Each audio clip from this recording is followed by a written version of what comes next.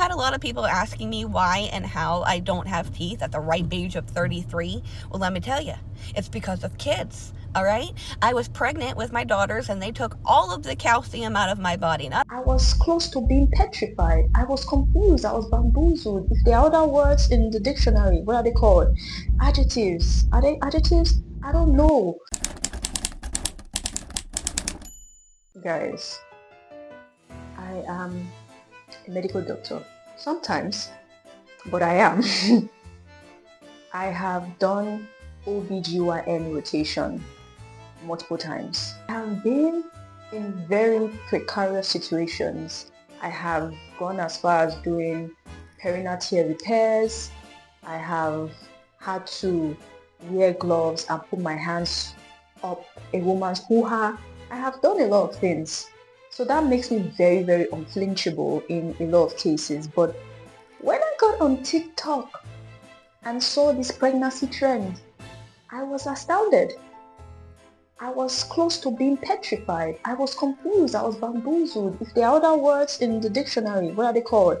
Adjectives. Are they adjectives? I don't know. But my face was like this the entire time. Because been practicing for a while, have not really seen the extreme cases that I'm seeing on the internet. Like, yes, pregnancy does cause changes to a woman's body. I've seen swelling of feet, I've seen hernias, I've seen darkening of skin, I've seen that, but this kind of adverse hormonal reaction, and then as I followed the trend even further, I even saw even more horrendous things, which I decided we will watch together as the amazing person that I am. You know, we share trauma, you share trauma, I share trauma, and we all bond and hopefully heal. And then I saw someone on the internet, I don't know if I can find that post, where somebody had a list of the reasons why they do not want to get pregnant, and it was a whole list, and I was like, huh. And I don't know if I'm the only one who's been noticing a lot of like pregnancy content like that, where it's like, this is reason number 1054.5 why women don't want to get pregnant. Because now that the internet has made all of us feel close to each other when we are not, it's becoming more and more scary. It's making me ask questions like, how did these women have up to 10, 12, 15 kids? Like, how are you doing it? Like,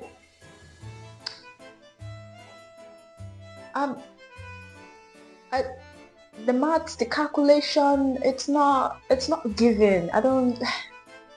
It's given. Let's adopt more, birth less, stuff like that. I don't know what to say. And then, like I said, I went down the rabbit hole, followed the pregnancy trend, and I found somebody who took it upon her sweet self to sit down and tell us all kinds of pregnancy symptoms, some of which I've only seen in textbooks and not in my actual practicing. And I was just like, wow, I'm gonna have to talk about this because this is scary. Let me show you the video. Horrific facts about pregnancy. Your toenails can fall off. I'm sorry, what? My toenails can what? I haven't seen this one in my practice. A woman comes into the room and tells me her toenails fell off. What I normally see is abdominal pain, indigestion, swelling feet, swollen faces, darkened skin, but toenails falling off. Like, is there a textbook answer? Yes, but I'm just going to speak from practicing actually. Wow. I'm actually not really going to react to this trend as a doctor. I'm going to react as a woman because I'm shook.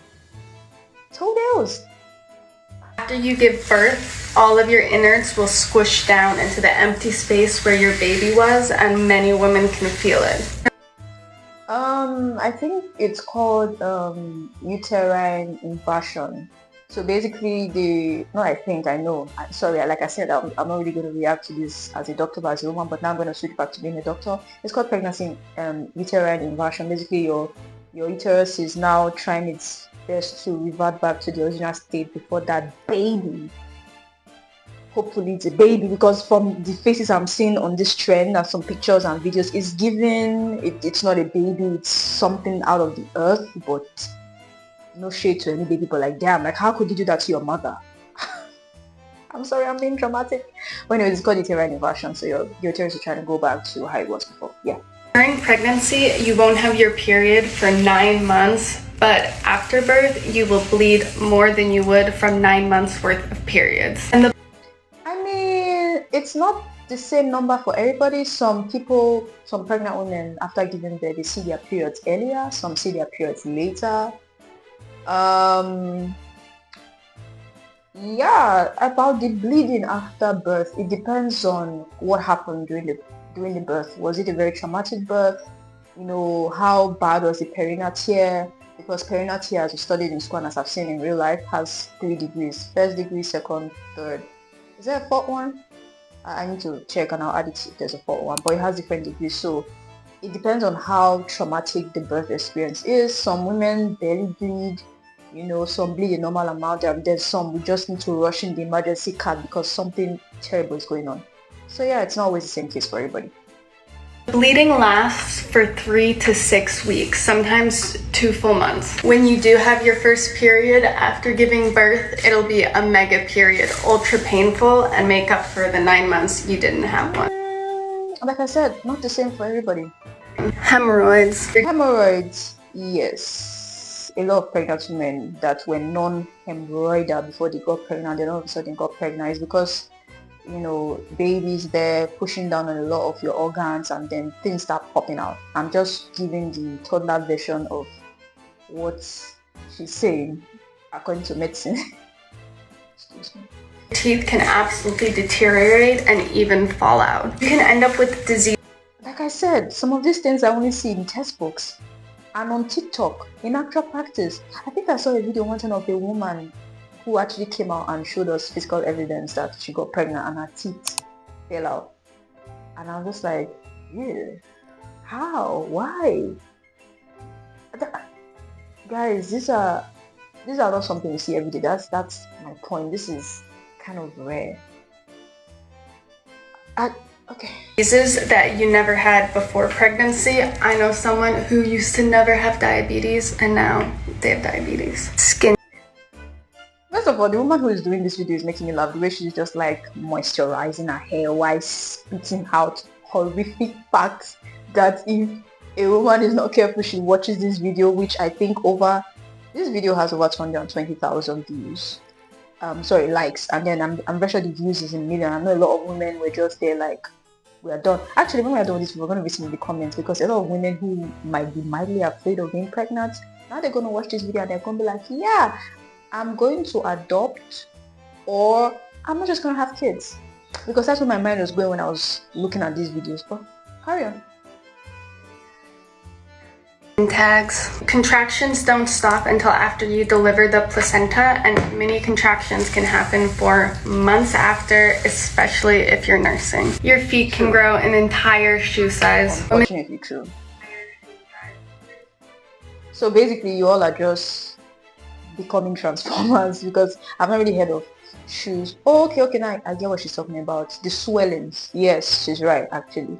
Because some women experience bad swellings, feet, hands, face. So yeah, your shoe size changes, but usually it goes away after you've given birth, usually. I'm trying not to scare you. I'm sorry. I sound so foreboding, a bit forbearing. What's the word?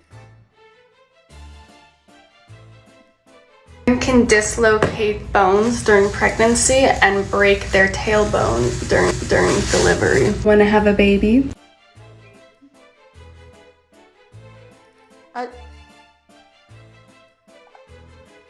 No comment. And then she had the nerve to do a part 2. She had the nerve to do a part 2, and we are going to watch it together.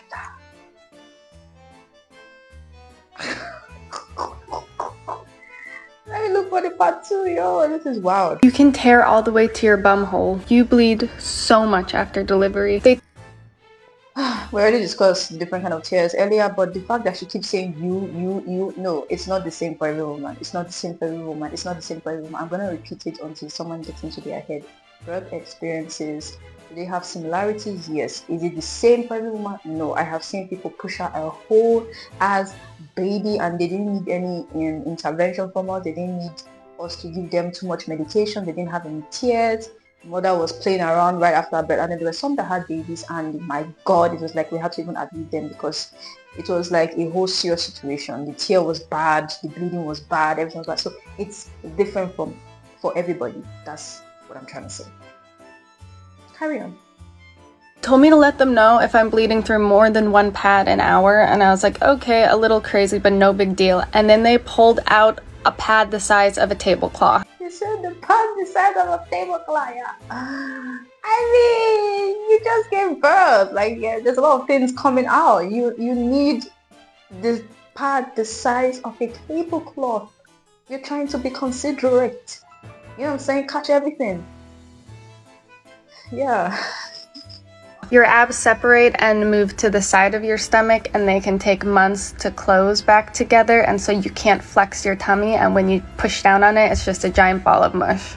First of all, disgusting description, but accurate. I think they call it diastasis rectus. So because of pregnancy, you know, the abs separate. That's why even going to the gym sometimes helps, sometimes it doesn't, and some people have to actually undergo surgery to kind of, you know, put their abs back together again. Your body might have contractions after birth and before delivering the placenta for up to half an hour. And if it doesn't come out on its own, they have to go up there and scrape it out with their hands. I'm getting flashbacks. Oh, I'm getting flashbacks.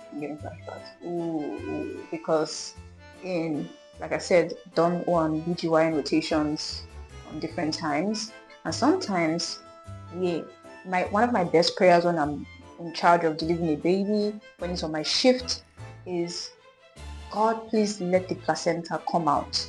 Let me not have to wear a glove and go into this woman, because it's going to be uncomfortable for me and you, because I cannot stop until every single bit of it comes out, because if I stop, you might die, you will die, and then because it's very uncomfortable, it's painful, it's low-key disrespectful, and now we are both trying our best. You yelling at me trying to calm you down, saying I don't really want to do this, but I have to do this so that you don't die. You know, it's a whole Indian telenovela Z-word type situation so whenever a woman comes and she's about to give birth and I'm the one on duty, I'm just like, God, please, if she's going to have an SVD, let that placenta come out. Let me not have to go in there and get it. It's just, I don't want to do it.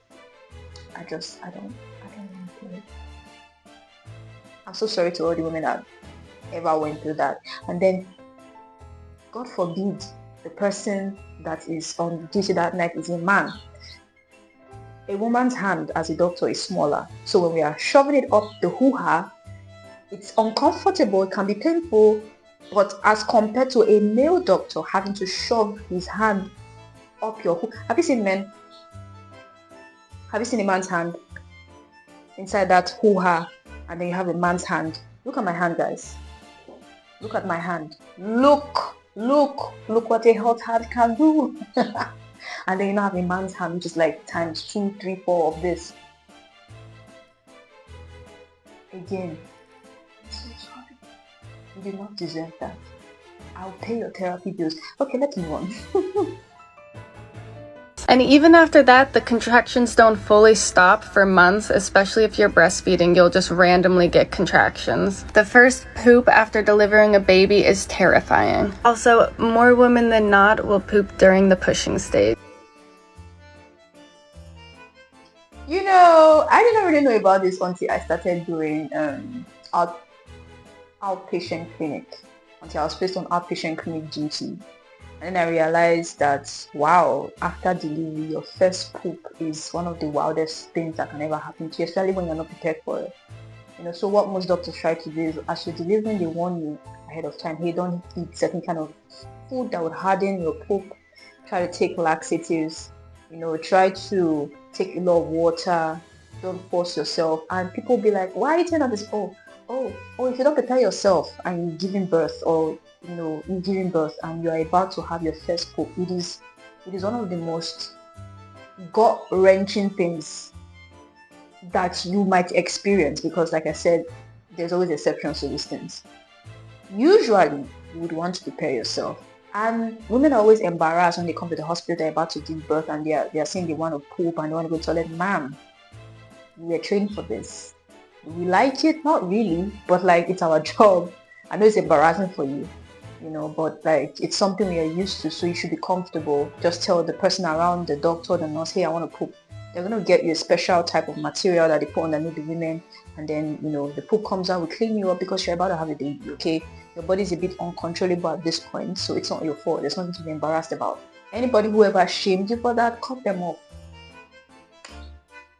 As your baby gets bigger, it'll start to push all of your organs up, and in particular, your heart will move up and to the left a little bit. You can lactate from your armpit.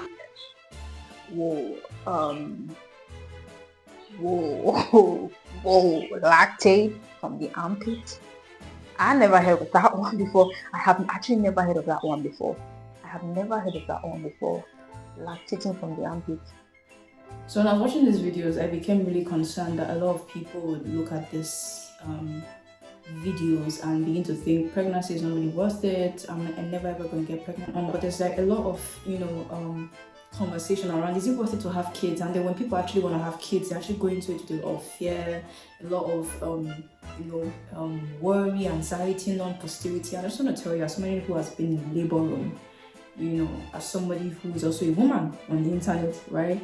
I'm not going to lie to you and tell you that it's going to be this magical experience. But what I do have experience with is, because I've not had a kid yet, life is, what's the word? Whenever you have anything that you want to do in life, the experience is always 10 times worse when you go into it afraid, anxious, desperate, having a heightened sense of, what if, or this woman experienced this, or that woman experienced this, what about me, or stuff like that. Whenever you have this kind of thoughts, this kind of mindset going into something, chances are more likely than not you're going to have a horrible experience. So what's my advice? How about believing that your own pregnancy experience does not have to be fashioned after the pregnancy experience of another woman? You're you, she's her. Different bodies, everything is different, right? So you don't always have to follow the path of another person.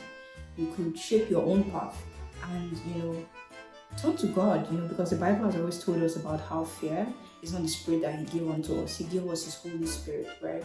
Which gives us, the Holy Spirit gives us strength, He comforts us, He encourages us, He helps us, So when you have somebody like that who's on your side, no matter how scary an experience looks like, just hold his hand and you come out fine on the other side. I can't tell you what exactly experience you will have, but I can tell you that you'll be fine. Everything just depends on who you're with, the people around you, most especially your mindset. Your mindset is very negative. If it's filled up with, like I said, what if, your experience is not going to be beautiful. It's going to be whatever these past videos were, but if you lean towards depending on God and telling yourself, my experience does not have to be after another woman's, my experience is my experience, and then you have God on your side, I genuinely believe that you'll be fine. Alright, sweethearts, I hope you enjoyed this video, and I'll see you in the next episode for another day and another time. It's your host, Osatu. I know I'm asking like this is reality TV, but anyways, I'll see you on the next one. Bye.